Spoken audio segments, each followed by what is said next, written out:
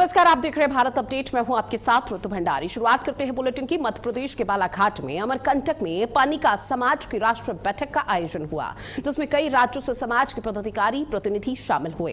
बैठक में पनिका समाज पर लगे क्षेत्रीय बंधन और समाज की विभिन्न मांगों पर चर्चा की गई। समाज के नेताओं ने पनिका जाति को अन्य पिछड़ा वर्ग से हटाकर एक बार फिर से अनुसूचित जनजाति की श्रेणी में शामिल करने की मांग दोहराई। उनका दावा है कि साल 1971 से पहले पनिका समाज अनुसूचित जनजाति में शामिल हुआ करता था। बैठक में इस मुद्दे पर कानूनी और राजनीतिक रणनीति बनाने पर सहमति बनी है। साथ ही समाज के नेताओं ने कहा है कि मांग पूरी होने तक यह आंदोलन यूं ही जारी रहेगा।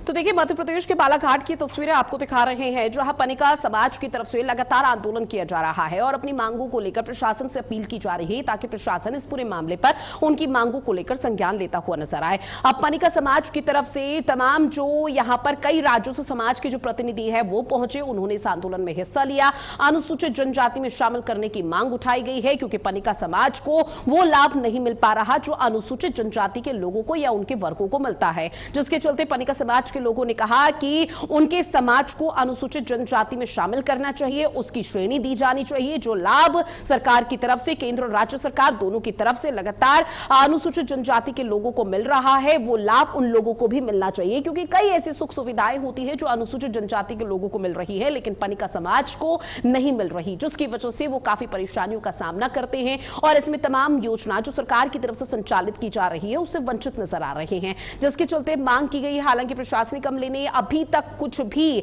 संज्ञान नहीं लिया है, लेकिन अब पनिका समाज का कहना है कि अगर प्रशासनिक अमला या सरकार की तरफ से हस्तक्षेप नहीं किया जाता तो यह आंदोलन इसी तरह से चलता हुआ नजर आएगा और आने वाले समय में शायद यह आंदोलन उग्र हो सकता है। लेकिन अभी शांतिपूर्ण तरीके से अलग अलग राज्यों से पनिका समाज के लोग इस प्रदर्शन में, इस आंदोलन में शामिल हो रहे हैं, जो कि शांतिपूर्ण तरीके से चल रहा है। कानूनी और राजनीतिक रणनीति पर भी चर्चा यहां पर हुई, क्योंकि एक बड़ी बैठक की गई थी अमरकंटक में। पनिका समाज की यह बैठक जो कि बेहद महत्वपूर्ण मानी गई, जिसमें आगे क्या रीति नीति रहनी है इसको लेकर मंथन किया गया। साथ ही इस पर भी विचार किया गया कि अगर सरकार की तरफ से, प्रशासनिक अमले की तरफ से कोई भी संज्ञान नहीं लिया जाता है तो उसके बाद पनिका समाज का एक्शन क्या रहेगा। मैं डॉक्टर देवधर महंत, पूर्व राष्ट्रीय अध्यक्ष पनिका समाज। आज अमरकंटक में पनिका समाज की राष्ट्रीय स्तर की बैठक हो रही है, जिसमें हम क्षेत्रीय असंतुलन में कहीं आदिवासी में है, कहीं पिछड़ा वर्ग में है। इस असंतुलन को दूर करने के लिए, एकरूपता के लिए कि पनिका समाज मूलतः आदिवासी है और इसे आदिवासी घोषित किया जाए, इस मांग को लेकर गंभीर विचार विमर्श करने के लिए पूरे देश भर से प्रतिनिधि आए हैं और हम आगे की रणनीति बना रहे हैं, क्योंकि हम आश्वासनों से थक चुके हैं। अब संघर्ष नहीं, भीषण संघर्ष नहीं, याचना नहीं, अब रण होगा, संघर्ष महाभीषण होगा। साथ ही मध्य प्रदेश के बुरहानपुर में मजदूरी के पैसे मांगने को लेकर विवाद हिंसक हो चुका है। अब लालबाग थाना क्षेत्र के ग्राम भोलाना में बैलों की मजदूरी का भुगतान मांगने पर 4 लोगों पर लाठी, डंडे और लोहे की रॉड से जोरदार हमला करने का आरोप है। आपको बता दें कि इस हमले में 4 लोग घायल बताए जा रहे हैं, जिनमें 3 की हालत बेहद नाजुक बनी हुई है, जिनको गंभीर हालत में आनन फानन में आईसीयू में भर्ती कराया गया। फिलहाल पीड़ित पक्ष का आरोप है कि केवल मजदूरी मांगने पर जानलेवा हमला किया गया है। पुलिस ने शिकायत के आधार पर नामजद आरोपियों के खिलाफ मामला दर्ज कर लिया है।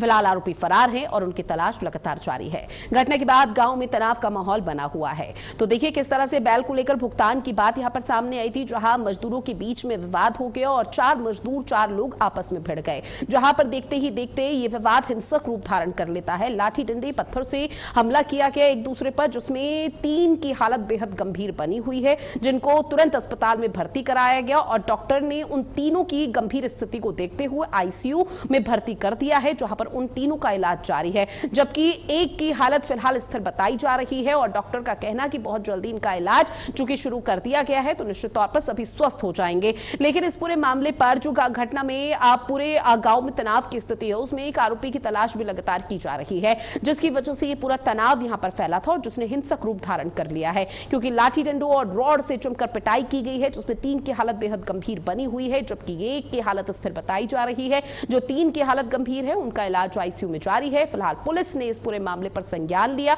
और बहुत जल्दी आरोपी को जल्द ही से जेल की सलाखों के पीछे डालने का प्रयास यहां पर किया जाएगा। महज अभी ये आश्वासन दिया जा रहा है। तो बुरहानपुर की ये खबर है जहां लाठी डंडों से हमला किया गया, 4 मजदूरों के बीच में लड़ाई होती है, 3 घायल बताए जा रहे हैं, आईसीयू में भर्ती है। घटना के बाद गांव में तनाव का माहौल है। परिजनों का कहना कि इस पूरे मामले पर उनको न्याय मिलना चाहिए। जो 3 की हालत बेहद गंभीर बनी हुई है, जिनका इलाज आईसीयू में जारी है, उन तीनों को लेकर भी पुलिस को कोई एक्शन उठाना चाहिए। उन्होंने डायरेक्ट मार शुरू कर दिया, पहले उसको छोटे वाले को, फिर बाद में हमारे को बुलाया उन्होंने, तो हम गए तो हमारे को मार ठोक करा उन्होंने। पैसे लेने गए, बेल के पैसे लेने गए। ये तो समझ लेना 12 महीने हो गया, 1 साल। झगड़ा हुआ तो डायरेक्ट गाली गलौज करने लग गए। हमारे पैसे लेने गए थे, हम भाड़े से ले गए थे। तो 1 साल के बाद में हाँ करते करते दिए नहीं, रात से मारा उन्होंने डायरेक्ट। हमारे 3 लोग घायल है हमारे। साथ ही मध्य प्रदेश के पन्ना टाइगर रिजर्व में एक बार फिर से बाघ की मौत का मामला सामने आया। आपको बता दें कि किशनगढ़ रेंज के जंगल में बाघ का शव मिलने के बाद वन विभाग पे हड़कंप मचा हुआ है। सूचना मिलते ही वरिष्ठ अधिकारी मौके के लिए रवाना हुए और मौत के कारणों की जांच फिलहाल शुरू कर दी गई है। बाघ के शव का पोस्टमार्टम कर अंतिम संस्कार की तैयारी की जा रही है। इसमें खास बात तो यह है कि पिछले 2 महीनों में पन्ना टाइगर रिजर्व में ये तीसरे बाघ की मौत हुई है। लगातार हो रही बाघों की मौत ने वन्यजीव संरक्षण और बाघों की सुरक्षा व्यवस्था पर सवाल खड़े कर दिए हैं। तो लगातार तस्वीरें आपकी टीवी स्क्रीन पर, जहां 2 महीने में तीसरे बाघ की मौत की खबर सामने आई है। मौत के कारणों की जांच यहां पर तेज कर दी गई है। वन विभाग में हड़कंप की स्थिति मची हुई है। पन्ना टाइगर रिजर्व में एक बार फिर से बाघ की मौत के बाद वन विभाग की तरफ से खोजबीन ये की जा रही है कि इस पूरे मामले पर किस तरह से यहां पर एक्शन लिया जाएगा, क्योंकि बाघ की जो मौत हो रही है उस पर अभी तक वन विभाग कुंभकर्णीय नींद सोया हुआ था, लेकिन अब मौत के कारणों की जांच शुरू कर दी गई है। मौत का यहां पर प्रमुख वजह क्या है, इसका पता लगाने की कोशिश की जा रही है। पन्ना टाइगर रिजर्व की तस्वीरें जहां एक बार फिर से बाघ की मौत के बाद वन विभाग में हड़कंप की स्थिति है और किशनगढ़ रेंज में बाघ की मौत के बाद अब भारी बवाल भी मचा हुआ है। 2 महीने में तीसरे बाघ की मौत हो चुकी है और मौत के अभी कारण क्या है अभी ये स्पष्ट नहीं हो पाया, जहां वन विभाग के अधिकारी अभी हैरान परेशान और लगातार कार्रवाई में जुटे हुए हैं।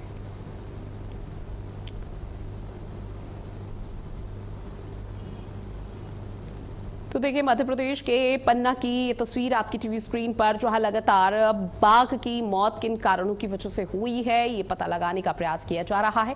वन विभाग की टीम में फिलहाल हड़कंप की स्थिति मची हुई है। पन्ना टाइगर रिजर्व का ये पूरा मामला, किशनगढ़ रेंज में बाघ का शव मिला, जिसके बाद यहां पर आपको बता दें हड़कंप की स्थिति मची हुई है और इसके साथ ही वन विभाग की टीम ये पता लगाने का प्रयास की जा रही है कि आखिर बाघ की मौत किस वजह से हो रही है। क्या किसी की तरफ से कोई जहरीला पदार्थ दिया जा रहा है या किसी की तरफ से कोई ऐसी साजिश रची जा रही है जिसकी वजह से आए दिन बाघ की मृत्यु की खबरें सामने आ जाती हैं। हालांकि गांव वालों से भी पूछताछ का सिलसिला जारी है, लेकिन गांव वालों की तरफ से अभी कोई खास यहां पर बयान जारी नहीं किया गया है। अगली खबर जो मध्य प्रदेश के बालाघाट जिले में पुलिस ने जंगल में मिले शव के मामले पर एक खुलासा कर दिया है। आपको बता दें कि वारा सिवनी थाना क्षेत्र के कोपे जंगल में 14 जून को मिले शव की पहचान राजेंद्र शरणागत के रूप में हुई थी। अब पोस्टमार्टम रिपोर्ट में गला दबाकर हत्या की पुष्टि होने के बाद पुलिस ने जांच प्रक्रिया तेज कर दी है। सीसीटीवी फुटेज और पूछताछ के आधार पर मृतक के ससुर और उसके साथी को गिरफ्तार किया गया। पुलिस के मुताबिक दामाद की शराब की लत, बेटी के साथ मारपीट और जमीन बेचने से नाराज होकर ससुर ने साथी के साथ मिलकर हत्या की बड़ी साजिश को अंजाम दिया था। पुलिस ने हत्या में इस्तेमाल गमछा, 2 बाइक और मोबाइल जब्त कर आरोपियों को जेल के सलाखों के पीछे भेज दिया है।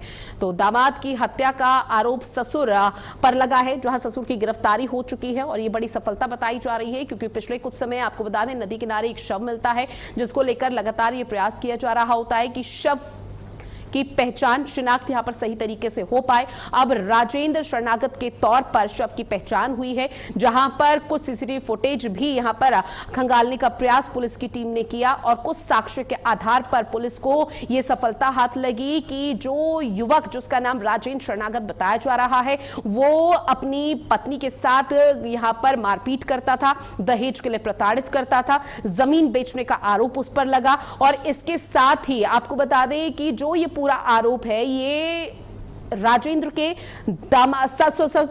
ससुर पर लगा है, जहां पर ससुर ने इस बड़ी वारदात को अंजाम दिया, इस तरह का आरोप, जिसके बाद घरेलू विवाद एक बड़ी वजह बना। शराब की लत यहां पर राजेंद्र को थी, जिसके बाद ससुर ने एक बड़े जघन्य अपराध को अंजाम दिया और आखिरकार पुलिस के हाथ सफलता, जहां पर ससुर की गिरफ्तारी हो चुकी है। एक अन्य आरोपी की और गिरफ्तारी हुई है, जिसमें कहा जा रहा है कि घटना के मौके पर जो गमछा और जो हथियार का इस्तेमाल किया गया था वो पुलिस ने फिलहाल बरामद कर लिया है और उसी के आधार पर कार्रवाई का सिलसिला जारी है। फिलहाल जेल की सलाखों के पीछे पहुंचा दिया गया है, लेकिन क्या इसके पीछे और भी कोई मुख्य वजह या और भी अन्य उनके साथी यहां पर संलिप्तता थी, उसका भी पता लगाने का प्रयास लगातार पुलिस की तरफ से किया जा रहा है। 14 तारीख को डेड बॉडी मिली थी। उस डेड बॉडी में डोंगरिया गांव के राजन शरणागत का वो डेड बॉडी थी। जब मौके पर पुलिस टीम पहुंची, एफएसएल टीम पहुंची, तो मौके पर जो घटनास्थल था उसको देख के समझ में आया कि वारदात से पहले यहाँ पे शराब और नशा करके फिर उसके बाद ये वारदात हुई और मृतक है राजन शरणागत, उसके गले पे दबाकर उसकी हत्या की गई। प्रकरण में एफआईआर दर्ज की गई और इन्वेस्टिगेशन जारी किया गया। जो आसपास के सीसीटीवी फुटेज थे, जो साक्षी थे, उनके जब संकलित साक्ष्य से ये निकल के आया कि जो मृतक का जो ससुर है, जो उसका रिश्तेदार है, वो बहुत सालों से परेशान था। मृतक अपनी पत्नी को शराब के नशे में मारपीट करता। और चलिए बात